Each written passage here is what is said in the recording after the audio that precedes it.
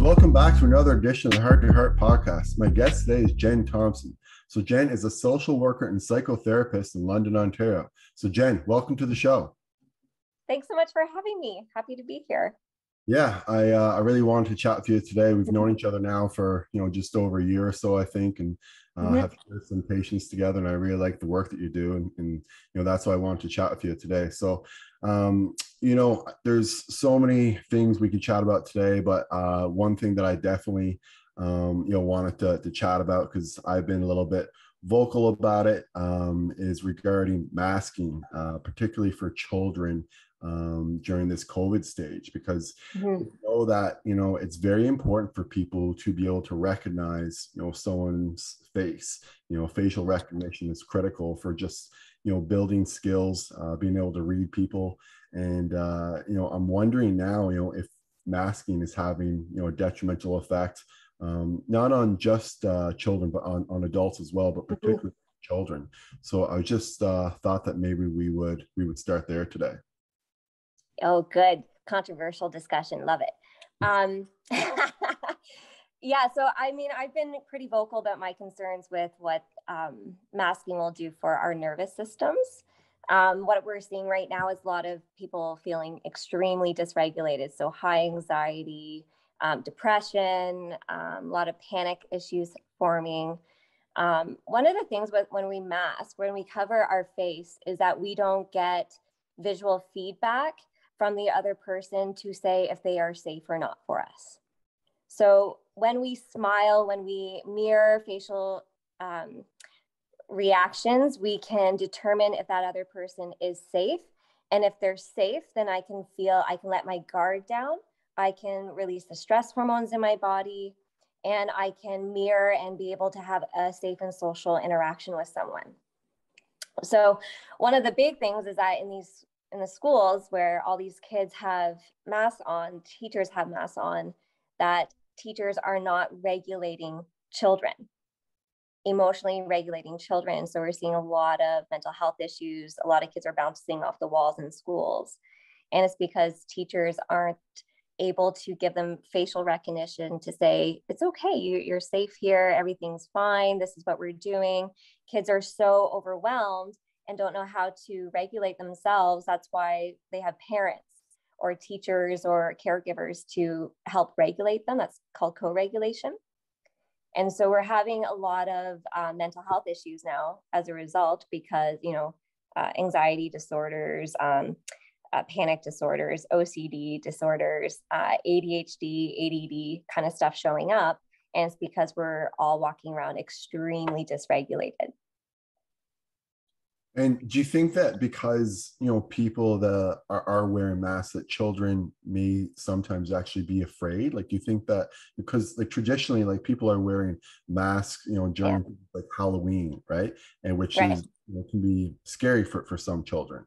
And do you find that, in general, even though people may be wearing just a surgical mask, which doesn't seem to be threatening at all, but do you feel that that may still kind of be threatening children, or children may kind of see someone in a mask and see them as more of, say, a threat, as opposed to if they saw someone with just, a smile on their face? Yeah, exactly. I mean, our brain determines whether somebody's safe by facial feedback. And so if I can't see somebody, I'm extremely mindful of my own being. And when I'm around somebody and I can't see who they are, I know that I don't feel safe. I can't mirror safety with somebody. And so there's no way a child can, because a child hasn't developed any emotional intelligence like an adult has, and they don't know how to self-regulate. And that's why we have parents and teachers and caregivers that do that for them to help regulate them. Yeah, I can see how this can be, an issue in, not just in the immediate future, but in the long-term future as well, because again, a lot of these skills that children develop, they develop at a very young age, even before the 5. And if you're making these kind of memories and formations where you then see anyone in a mask as someone is kind of scary, then that can certainly have psychological effects on a child as they grow older. And I saw one study, I think it came out maybe last December, somewhere around that time, December 2021, that indicated that children who were born during the pandemic actually had significantly lower IQs. Mm-hmm. As we've been, saying all along during this podcast, like reading other people in body language is like critically important for Mm-hmm. just navigating yourself through life and making good decisions and making sure that you're not involved with the wrong people. And when you're taking that away from a child, and you're taking that away from their development, it's obviously going to have like very, very like detrimental effects, both in the immediate term, like right now, and also too, as they progress to become an adult in the future. Yeah, definitely. And children also have delayed speech issues taking place. And I think they changed the developmental milestones for children around how many words they should know by a certain age.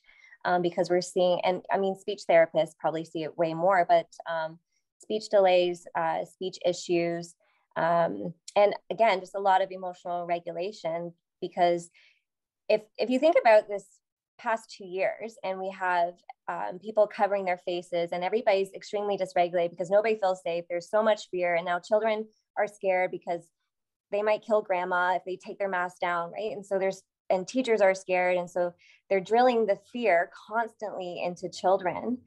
And a prolonged period of fear is traumatizing for us. It actually changes our brain, it changes our nervous system. We start to adapt to living in fear, which means the part of our brain that determines threat actually gets bigger. So our brain actually changes to take on more of a threatening environment. And so that looks like over time being really hypervigilant, feeling like really worked up all the time, being quick to jump, because our brain is constantly scanning for danger more often. And our body's going into a fear response way more often and very frequently. Yeah, and just so for the people listening, hypervigilant is that's probably the biggest symptom of PTSD or post-traumatic stress disorder during the daytime anyway. Yeah. During the nighttime, nightmares and insomnia would probably be the biggest issue. But during the daytime, and I've seen a lot of veteran patients, and I know that you have as well, that have, basically when they come back from doing a tour and stuff, they'll be in their house and they're kind of still, scanning, looking at things, being very hyper vigilant. So, that is something that's very concerning, because, if that's something that's, being that a lot of kids are growing up with, having that of hypervigilance, then they're always going to be in this state of like fight or flight. And then the other thing about that too is that that's going to drive up your cortisol levels. So like if you're constantly under stress, it's going to drive up your cortisol levels, and then that can have physical effects, meaning like it can even give you disease kind of thing, right? Because if you're constantly worrying, if you're constantly stressed, if you're constantly just pumping out cortisol, then you're going to overload your system with blood sugar. So I think that there's it's not just mental health effects, there's also physical effects that children are going to experience as well. And then just coming back to adults too, I've mentioned this in the podcast before, but there's an inverse relationship between cortisol and testosterone. And testosterone is important not only for men, but it's also important for women. That's where women get sex drive, and they also get motivation and a sense of well-being from that. So, by just increasing fear, you're increasing cortisol, which then is in turn decreasing overall testosterone, and that's going to lead to lower levels of motivation, lower energy, a lower sense of well-being, lower sex drive. So very, very concerning when adults or children are walking around in a state of fight or flight. Yeah, it definitely impacts your hormones. I mean, women can lose their period if they are in prolonged states of stress.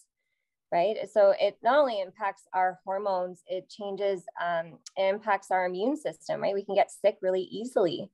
And fear has a low vibration frequency to it. So It keeps us in the back part of our brain operating, which means we're not using rational thinking. We're not able to problem solve. We're not able to use the cognitive part of our brain to help us think more clearly. We're just in a reactive state. And so we can be irrational. We can make poor decisions. We can fight with other people very easily. So it has a huge detrimental and long-term impact for our overall well-being. But yeah, hormones, immune system, it changes everything within us, and it creates a lot of illness. Yeah, and coming back to when you were saying about, the vibrations, like there's a lot of science behind that. So, my understanding of it, and Barry McDonough has done a lot of work with this as well, is that your amygdala, that's going to be firing when you're in a state of fight or flight. But what you want to be able to access is your prefrontal cortex, or your smart brain, which is but unfortunately, if your amygdala is just constantly firing and firing and firing, then you're not actually able to use your prefrontal cortex and use your brain properly, so you can make executive function decisions and make good decisions in your life. So I think that's something that maybe not a lot of people are aware of, but when you do become in this very, very frightened state of fight or flight, there's real science behind this that indicates that you actually cannot use the smart part of your brain, and you're not going to be making the best decisions for yourself.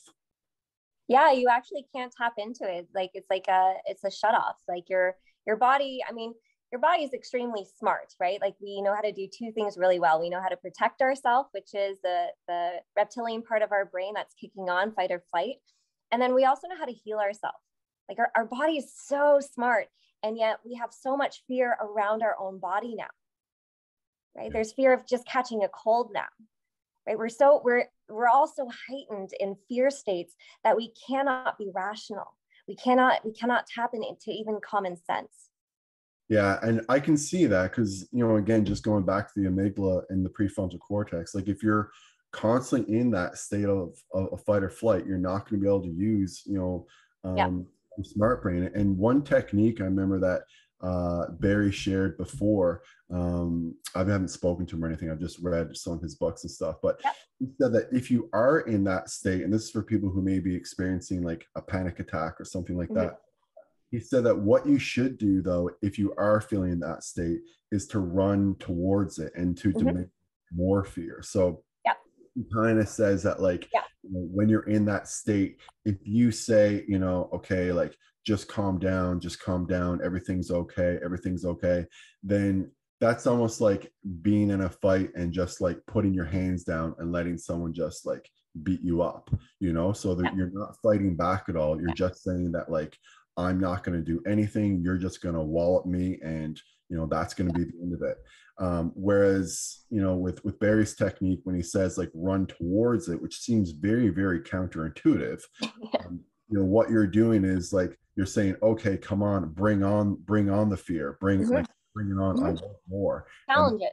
And then he indicates that when you have that attitude, when you have that sense, then your amygdala is going to start to shut down, and you will be able to start to use your prefrontal cortex, and then that can kind of stop a panic attack in its tracks. So I don't know if you've used that term before, or if you've read any of Barry's work, or like, how do you feel about that technique for sort of like stopping a panic attack? I don't actually say Barry's I don't even know who that is, but I say ride it out. Like your body, again, like your body's trying to do something and you have to ride it out. So because your body's super smart, right? It's the moment we start to fear our fear or fear our panic that we prolong panic, because now we're in our head and our threat stays longer because now we're in a fear state. But our body is trying to do something, and every feeling that we have is energy. And if we can let the energy move through us and not be fearful of it, it doesn't get compounded and it doesn't get stuck in our body. I think a lot of trauma that's stuck in our body is just the compounding of not letting our energy out, not letting our emotions out, not letting our feelings move through us safely. So when we say like, try not to feel anxious, right? Try not to feel depressed.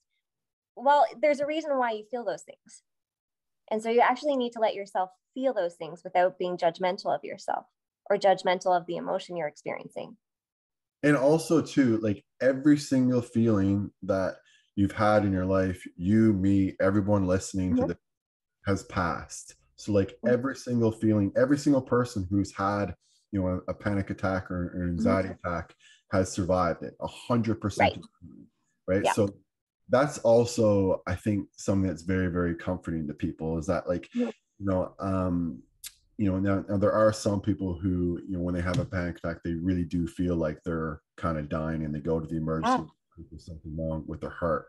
But, obviously, if sometimes they can be, hard to distinguish, and you don't want to, not go to the emergency room if you are feeling like you're having a heart attack. But for the most part, when we're talking about a true panic attack and someone has one, they do, beat them 100% of the time. When I mean beat them, I mean after the panic attack is over, they come back to baseline. So I think that's something that's, maybe can be a little bit like reassuring for someone, during the process and maybe a little bit after, is that if you're experiencing, and it doesn't necessarily even have to be like a big panic attack. It could just be anxiety. It could be depression. It could be, any type of feeling at all. Just know that like, this will pass, it will pass, and always has before. And you can even use, your own experience, to actually,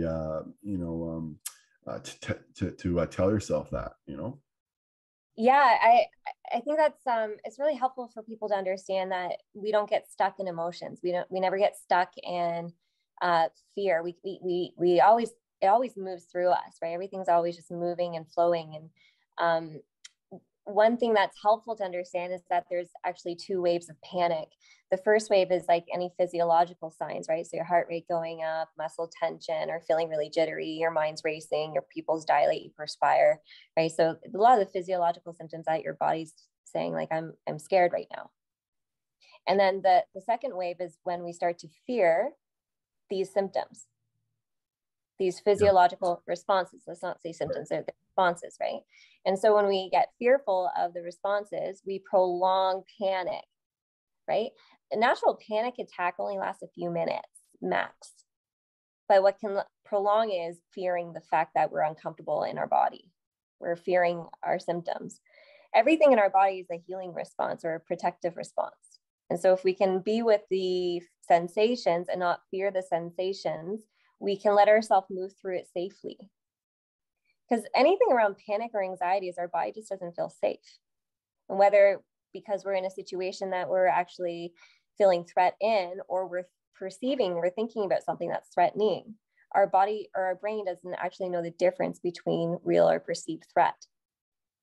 So I could be thinking about a stressful situation that's happened in the past, or that I'm going to be moving into. And if I'm thinking about something that causes me stress, my brain says, oh, danger, and it releases stress hormones, right? So it floods my major muscle groups, my arms and legs, to get activated.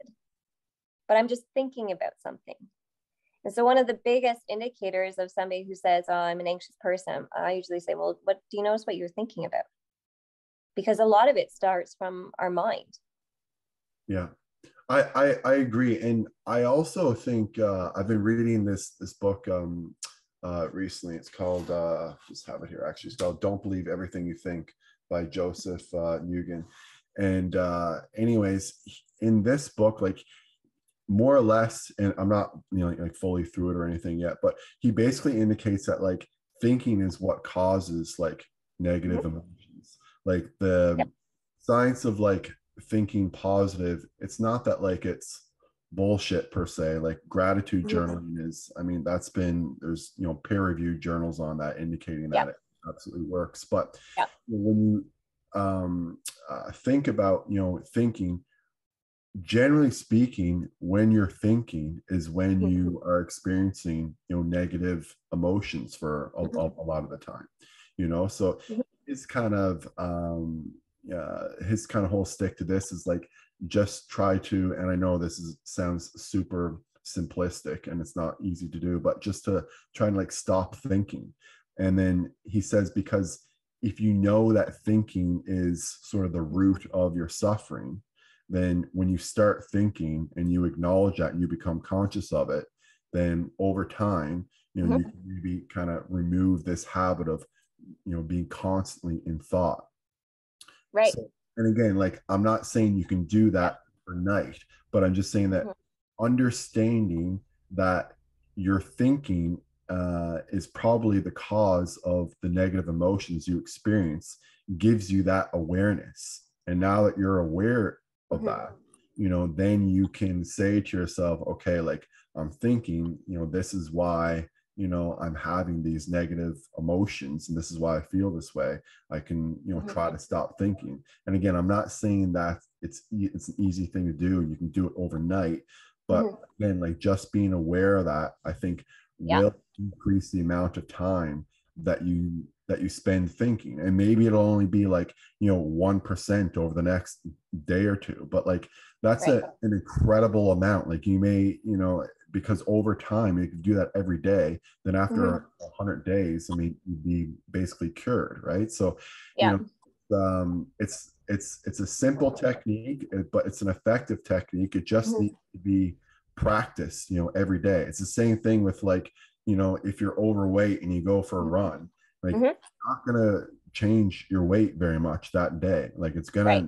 gonna have to, you You have to need practice. to do it for a few months. So Mhm. I think, by utilizing that, you can, in fact, maybe Yeah. decrease some of the negative emotions. But one thing too that I wanted to I ask about too, you mentioned, the first part and the second part of the panic. So, like, say if someone is maybe the best, or the one of the more common scenarios is someone who has like a super scary boss or something like that gives them a lot of like panic. So, like, they Mhm. see the boss, and then they have this sort of like state of panic, which, in some ways, like, even the Stoics say, like, you can't really, like, control that very first, like, initial reaction. But Mhm. that second stage of panic that you're talking about, like, what can people do, Jen, to kind of make sure that they don't go into and prolong that sort of like panic Mhm. state that they have?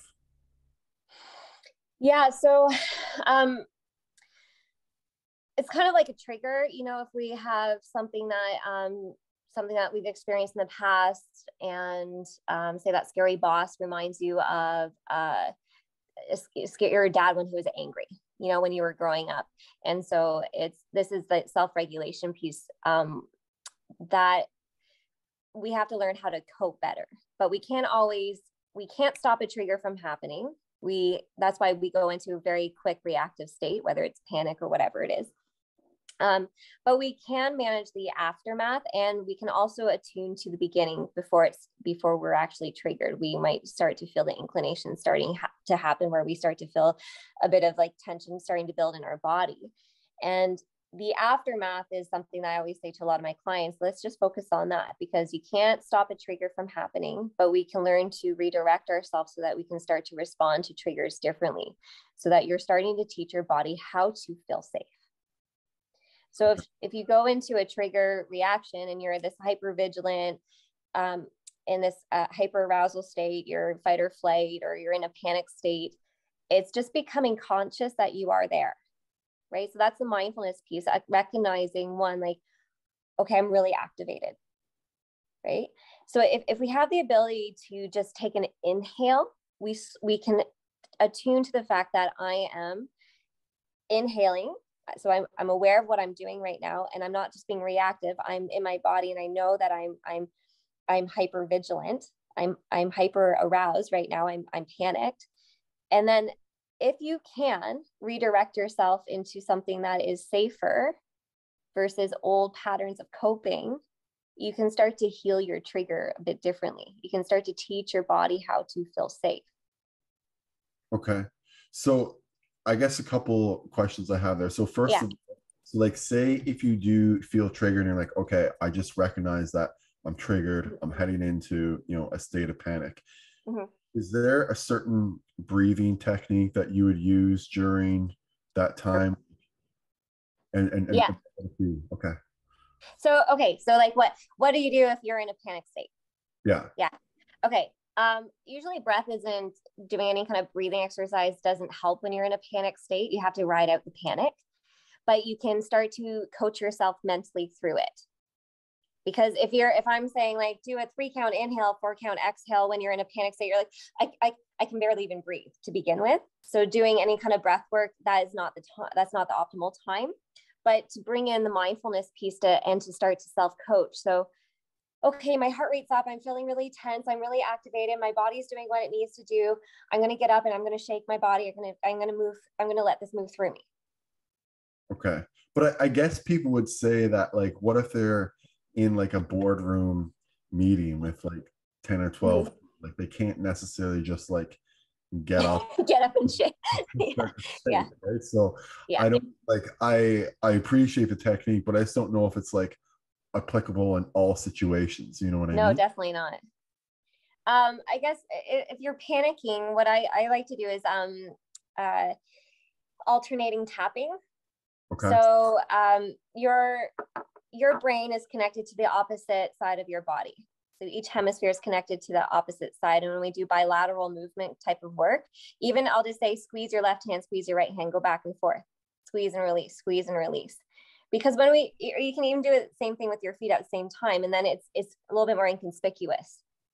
And Okay. what that does is that it's starting to exercise both hemispheres of your brain, but it's also utilizing the cortisol, the adrenaline, the norepinephrine that's in your body, right? So we're starting to metabolize it. Okay.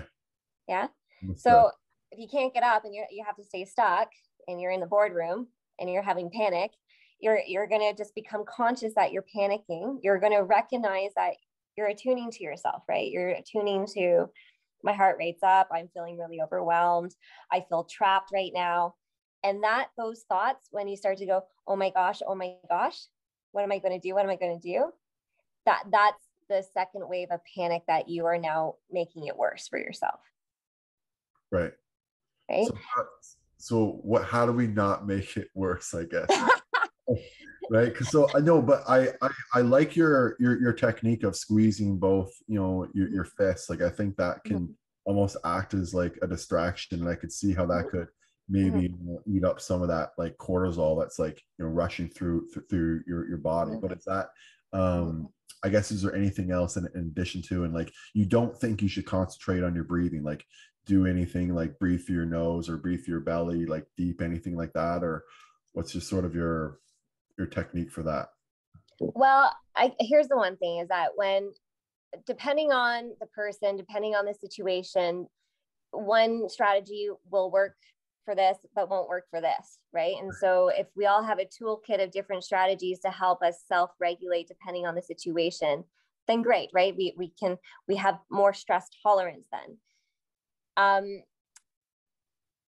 Okay, so it depends where you are in panic or anxiety, because breath work does help when you're starting to get really stressed, but you're not in panic. Okay. So at the teetering above, or maybe even coming down from a panic attack, is when you want to engage in breath work. Okay. And if we know our inhale is connected to our sympathetic nervous system, our activation state, and our exhale is parasympathetic, our relaxed state. I always say focus on your exhales. Try to lengthen out your exhale. Okay. Doing a deep belly breath is hard too when you're in panic. Okay, yeah, I can't say for sure. I remember Andrew Huberman discussed this fairly recently. I don't know if you're familiar with him too much, but I think he said something like, twice as long of an exhale as when you're kind of in that state of panic. So maybe doing deep breath work might be something that's too difficult to do when you're in a state of panic, but maybe something where you can just concentrate on just that one thing of like, just make sure that you're exhaling for twice as long as you're inhaling. That can be super effective. Also, like you said, squeezing your hands back, left and right, that could probably be effective as well. And then Mhm. the other things that we talked about as well, just knowing that this sensation is going to be over in 2 or 3 minutes, just like riding Mhm. it out, as you said. Mhm. I think that can be very, very reassuring. It can kind of just like Yeah.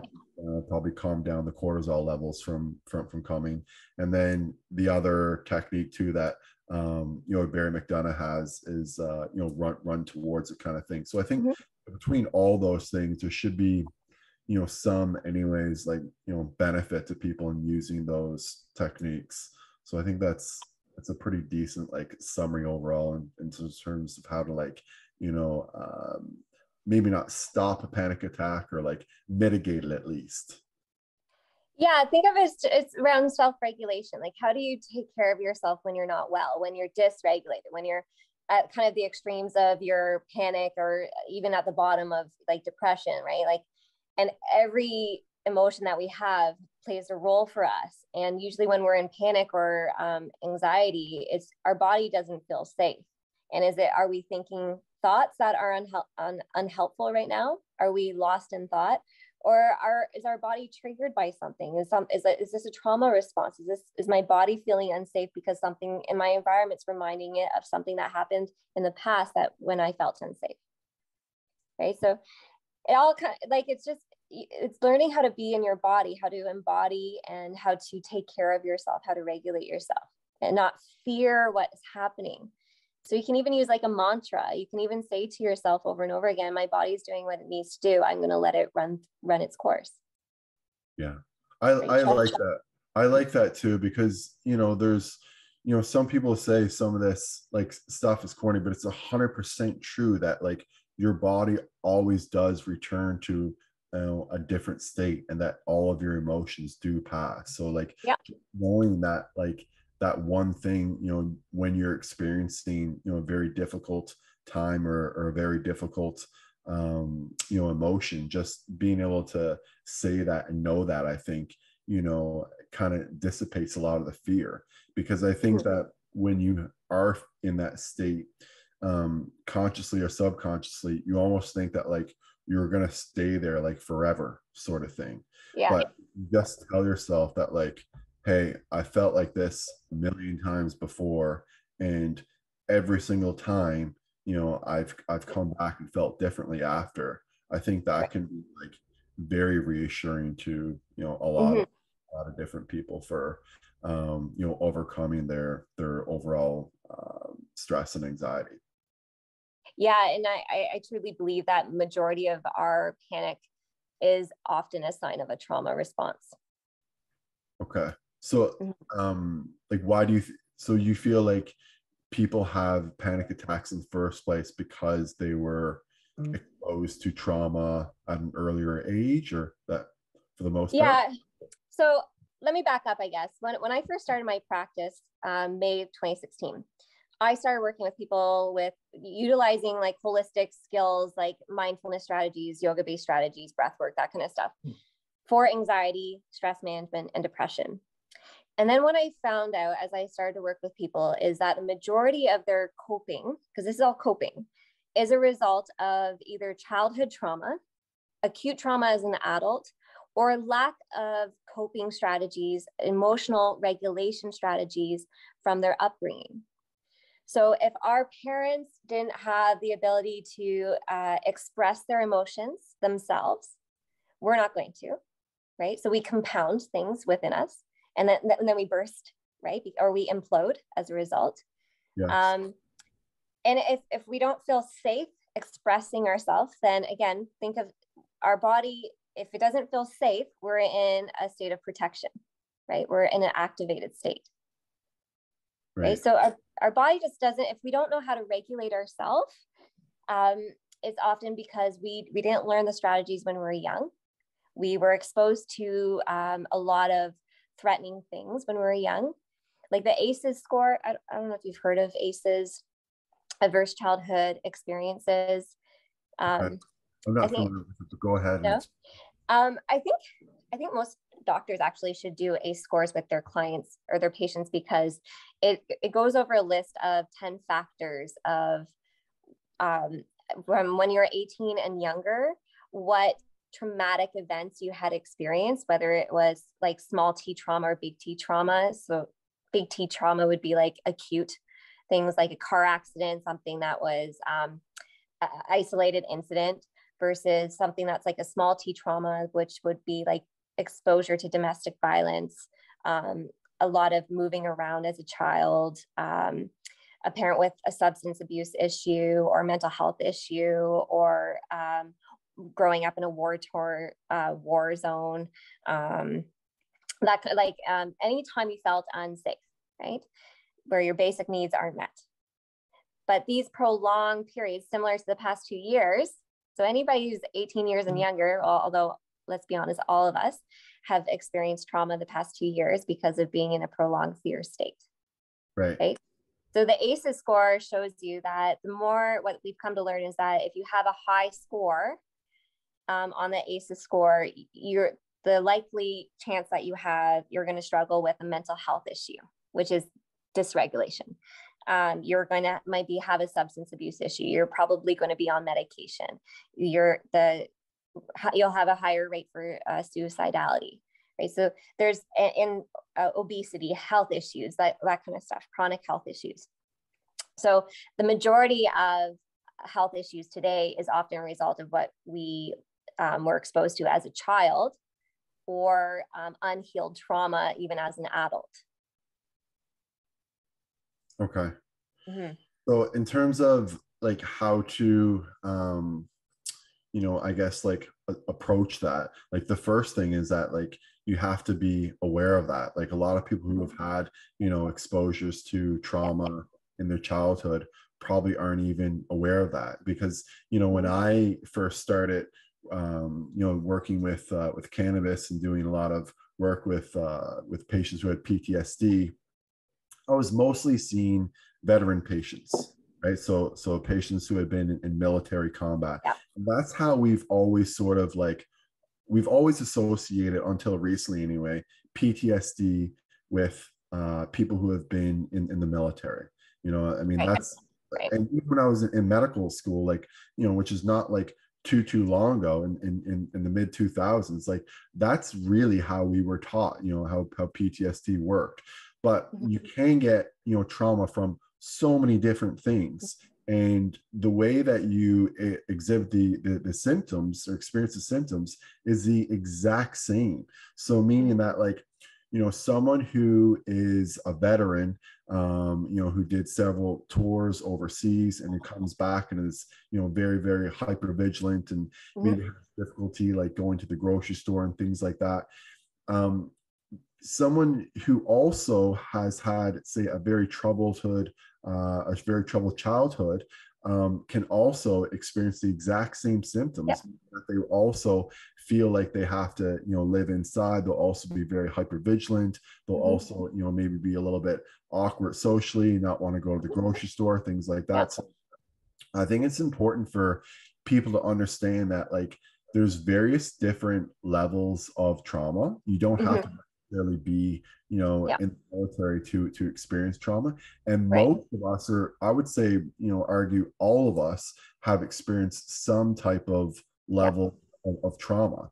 And just being, I think, aware of that is probably, the first step in terms of, trying to heal yourself.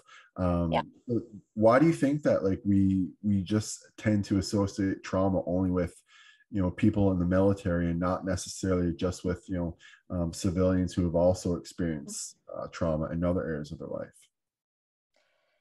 Yeah, I guess, I mean, what I've come to learn over the years is just how it impacts everybody. Like, we've all been exposed to trauma, but I don't think it's so mainstream, right?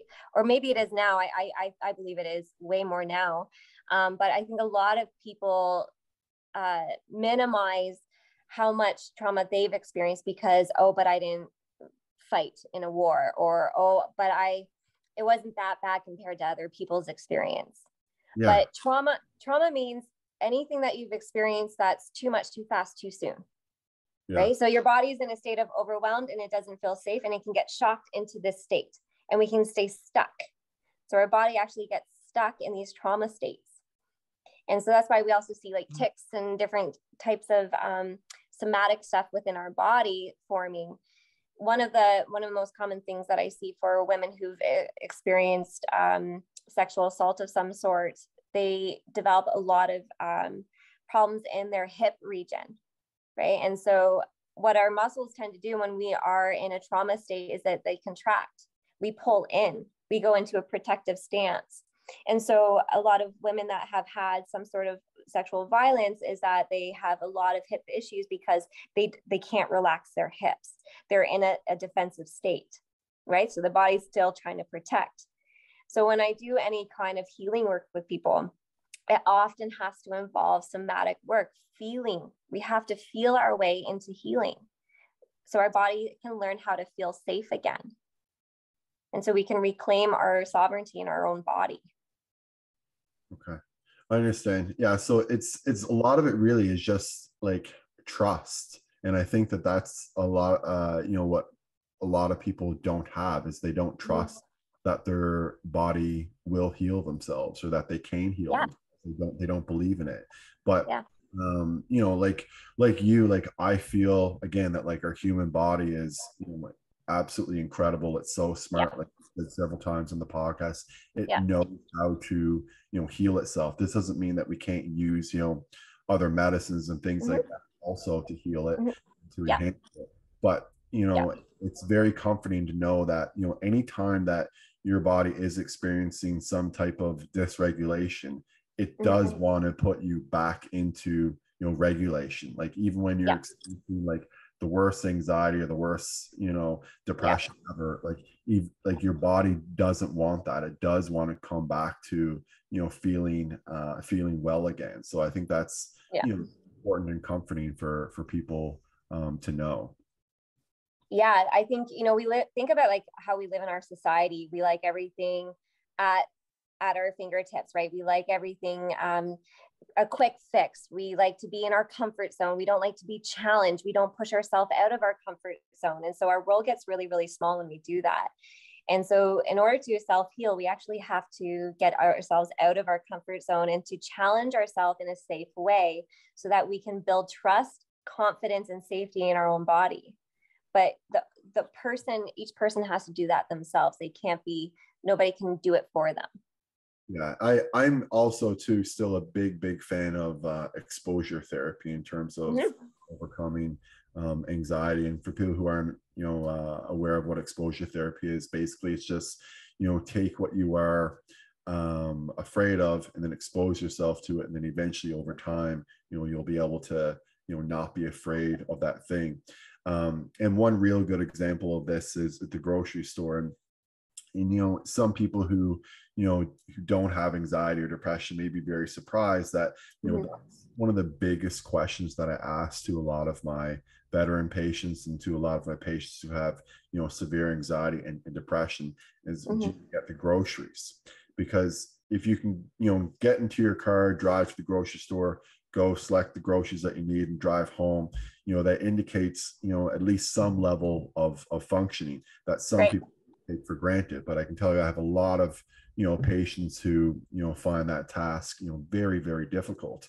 But if you are someone who has that and you want to do some exposure therapy, what you can do is and a lot of patients do this, they may go for the first time with someone else, and they may go say like 11 o'clock at night or 8 o'clock in the morning when it's like not so busy. You don't like put them the first time like, hey, let's go to the grocery store 2 p.m. on Saturday afternoon by yourself, and go to Costco. Like that thing is just going to be too much. It's going to be too, it's going to overwhelm you. So what you want to do is you want to do it gradually. So, the first time, like I said, go at, 10 or 11 p.m. on a Monday when no one else is there, and maybe bring someone else with you. And then you might have to do that for, 2 or 3 times. Maybe you have to do that for, 10 times until you get comfortable. And then maybe you can go, a little bit earlier still with that person. Maybe you go at 7 or 8 p.m. when there's a few people around, and then Right. maybe do that for a month. And then, the next month, you may go, say, by yourself, but maybe have the person waiting in the car, so that Right. just in case, you get panicked, you have someone to call, that you're not alone. And then eventually maybe you can go and do it on your own. So, I think that's, has always been, the cornerstone really of treating overall anxiety. And I think that, it needs to be utilized a little bit more. And Yes. I think that, unfortunately, it's just that the thing is, and this happens to a lot of things in medicine, like, because it sounds so basic, people kind of think that, like, it's not going to work, or like it's not scientific. It's like, but there's like Right. hundreds of studies on exposure therapy indicating that it absolutely works. It's just that it has to be done gradually. And then the other part of that is that it's not as simple as just taking a pill and all your, all your anxiety is going to go away. It's going to require work, and not only work, is going to require courage on your, part as well, because it takes, and again, it sounds funny to people who, don't experience symptoms of PTSD, but it takes a lot of courage for someone who is experiencing symptoms to be able to go to the grocery store and interact with other people. So it's important for people to know that, if you are, exposing yourself, if you are doing exposure therapy, I think, you have a ton of courage, and, I really, really, encourage you to continue doing that.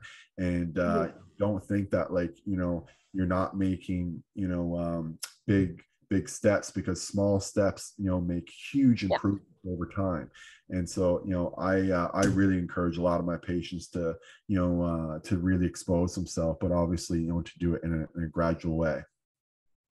That's exactly how somebody feels and teaches themselves safety, right? Like gradually working yourself into it develops confidence and trust in your body and within yourself. And I truly believe that we are all our own self-healer. And that one of the things that goes hand in hand with any sort of healing is self-compassion. It's the ability to be able to be kind to yourself, be loving and nurturing, and become your own best friend. I think one of the biggest things that people struggle with is beating themselves up, and being frustrated with themselves. And you will never get well if you can't be kind to yourself and coach yourself through things. Yeah. Yeah. I think a lot of people struggle with sort of, beating themselves up. And how would you sort of like, what's an example of someone maybe who is, maybe you can even think of a client, obviously you don't have to say the name, of someone who is like, was being very unkind to themselves, and then they changed their behavior or thinking in some way where they became kind to themselves and saw some clinical improvement. Is there something you can sort of an example maybe that you might have? Or I mean, even in my own life, oh my gosh, we can be so self-critical. We're our own hardest critic, and we place these high expectations on ourselves all the time. And there's a difference between healthy and unhealthy guilt. When we have these high expectations and then we don't meet them, we're guilty. We feel like, oh, I should be doing better. I should be smarter. I should have said this. I should have said that. I should have done this. I should have done that. Right. And so all these self-imposed expectations that we're placing upon ourselves, and when we're not meeting them, we shame ourselves. And shame carries the lowest vibrational frequency we can possess as a human, next to being dead. And we shame spiral. So this is one of the most common things that I see, is that we drop ourselves into these shame spirals, and it drops us right into a depressed state. Right. So shame spiraling is that negative self-talk of like, I'm not good enough. I'm not smart enough. Why would I have done that? Oh my God, I'm so embarrassed. I'm mortified. I can't believe I did that. Or, oh my God, I should be doing better. It's all that, like, those shoulds. We should on ourselves all the time, right? I've heard Tony Robbins say that before. Yeah. Awful. We are so mean to ourselves. And the only thing that picks us up from those states is self-love. It's giving ourselves the nurturance, the kindness, even like giving yourself a hug and just saying like, I can do this. I'm good enough. Right. We learn shame as young as 1 year old. You're a good boy. You're a bad girl. Right. Like and our parents shame parent all the time without knowing. And it's the way that we manipulate our kids to do what we want them to do. So we learn shame. We learn how to beat ourselves up from our childhood. And so learning to develop a healthy relationship, a compassionate relationship of like radical kindness is something that is a skill we have to develop. Do you think though that there is some benefit to being shamed? Like, do you think that shame sometimes can induce like a change in behavior, or do you think that it's not something that we should engage in like whatsoever? Like, do you think that it's like, why do you think it's there? Because I mean, there are some people who, Yeah. you know, like someone makes fun of them maybe when they're young, you know, like the biggest, most obvious one is like fat shaming, right? Mm-hmm. But someone, you know, may fat shame someone, and then they might like feel so bad that it makes them change their behavior, and then because they have this massive change in behavior, you know, they lose weight and their life gets better. Like, so do you think there's like, I guess just coming back to my original question, do you think there's any value in shame? There's value in all of our emotions, right? They all have a purpose for us. Even shame teaches us a lot. Shame can teach us how to return back to our heart, how to find kindness within ourselves, right? Shame can teach us how to take care of ourselves. I think of like when we are struggling the most, when we are in the depths of our own suffering, how do you treat yourself, right? And that is exactly where shame is there to show us, to teach us, I'm hurting me. I feel like I'm not good enough. I feel unworthy. Okay, well, let's return back to heart, right? How can you connect back to love, right? We feel shame so much because we feel love so much. Mm-hmm. Okay. I think shame is a teacher for us if we can listen to it. Okay, I'm really happy that you said that, because I believe that, you know, as well. And there's definitely times where, you know, I might have feel really embarrassed or something like that, but then I came back stronger, you know, and I think that happens to like a lot of people, you know. And the other one that sometimes bothers me too with regards to depression, like everyone who's healthcare providers probably learned SIGI caps before, and that guilt is one of the things that's associated with depression. And of course, you know, you shouldn't feel guilty all day, but like if you do something bad and you don't feel guilty, like you're a psychopath. Like when you do something bad and you feel guilty, like that shit's there so you don't do it again, you know. Like you need to feel guilt if you did something wrong, you know. Like that idea of like, you know, you should, you know, never feel guilt or something like that. Well, I mean, you know, if you do something wrong, you don't feel guilty, you're a psychopath. So I think that, you know, like you said, like there's all of our emotions can teach us something, even like the very negative ones, like you said, like shame and guilt. And so, you know, I'm happy that you said that today. And that's where a healthy guilt is a good thing, right? It's our conscience. It's what drives us to right or wrong, right? One thing that might be helpful for listeners that do struggle with anxiety is, or fear, getting stuck in like fear states or scarcity states, is that if you can tune into being curious and you can wonder, you can't be panicked at the same time. So if you can get curious about the sensations and label it, if you can say like, I feel it in my chest, I feel it in my hips, I feel it in my hands. Like if you can get curious around sensation and what's going on, you can't panic at the same time. I really like that.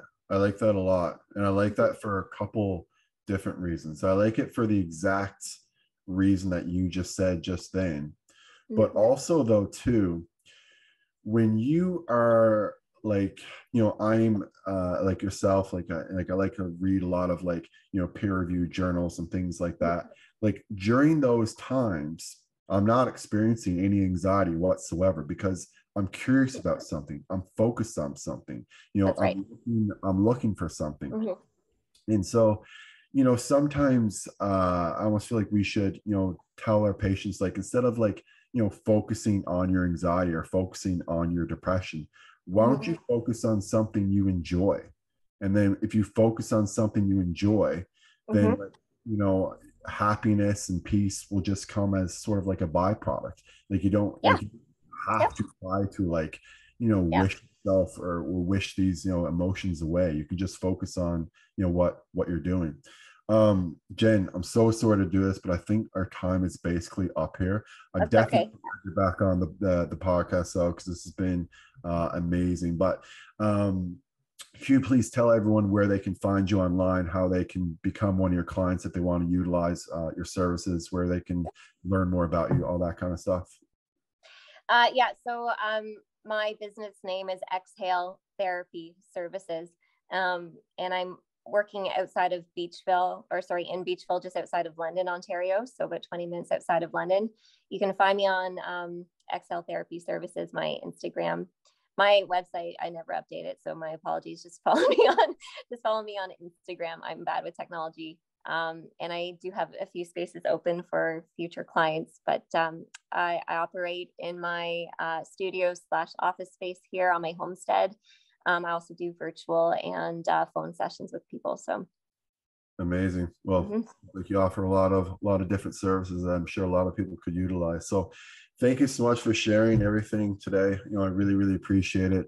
Everything that you shared, and I'm sure our listeners did too. And yeah, we'll have to do this again. So thanks so much for listening, everyone. And I'll be back again next week.